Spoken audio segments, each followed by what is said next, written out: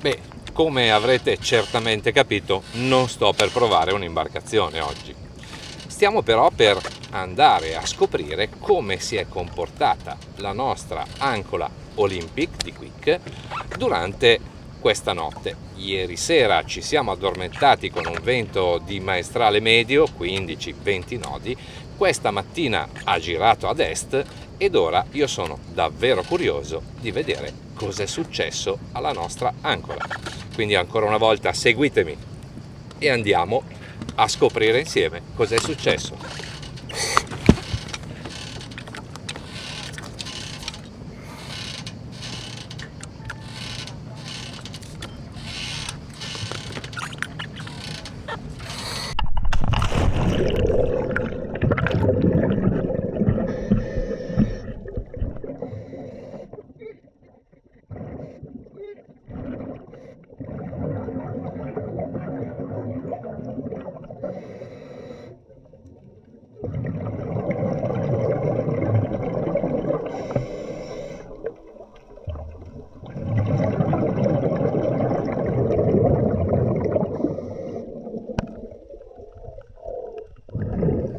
Beh, come avete visto con i vostri occhi, nonostante le rotazioni del vento di questa notte, la nostra Ancora Olympic ha svolto davvero egregiamente il suo lavoro. È ancora completamente immersa nella sabbia e la sua capacità di resistenza è, come avete visto, davvero importante. Ora però sfrutteremo la posizione naturale della catena che avete visto poco fa sott'acqua per simulare e vedere con i nostri occhi cosa succede quando il vento cambia di direzione.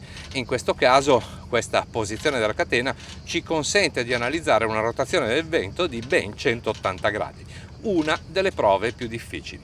Per cui seguitemi, io adesso mi ritufferò, dalla barca inseriranno la marcia indietro e andiamo a vedere che cosa succede.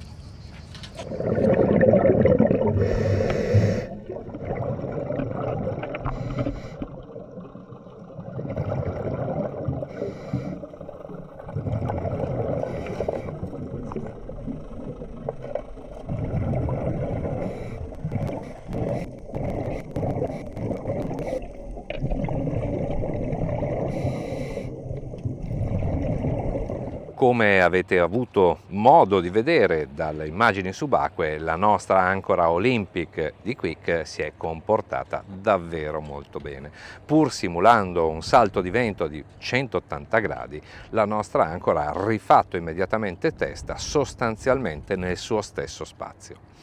Ma il nostro test non può ancora dirsi concluso, perché ora ci ributteremo in acqua mentre dalla barca proveremo a dar marcia indietro al massimo della potenza del nostro motore, che è un Lombardini da ben 87 cavalli.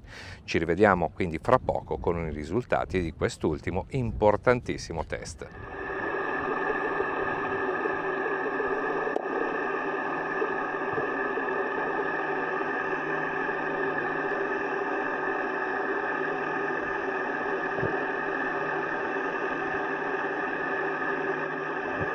Beh, direi che anche le immagini di quest'ultimo test si commentano decisamente da sole. Pur tirando alla massima potenza del nostro motore, l'unica reazione che abbiamo ottenuto dalla nostra Ancora Olympic è stata quella di farla affondare fino a scomparire e da quel momento in poi non c'è stato verso di smuoverla dal fondo. Devo dire che Quick è riuscita a realizzare un'ancora che per prestazioni si pone decisamente ai massimi livelli. Ma al di là di tutti questi test, forse la cosa più importante è che noi siamo in giro con la barca della redazione, ovvero il Daydreamer, da ben più di un mese, abbiamo preso condizioni di vento di qualsiasi tipo e in tutti questi giorni l'ancora non si è mai mossa di 1 millimetro. Se siete quindi alla ricerca di un'ancora che possa garantirvi sonni tranquilli, allora la Olympic di Quick è certamente una scelta oculata. E con questo da The International Yachting Media è tutto, ci vediamo al prossimo test.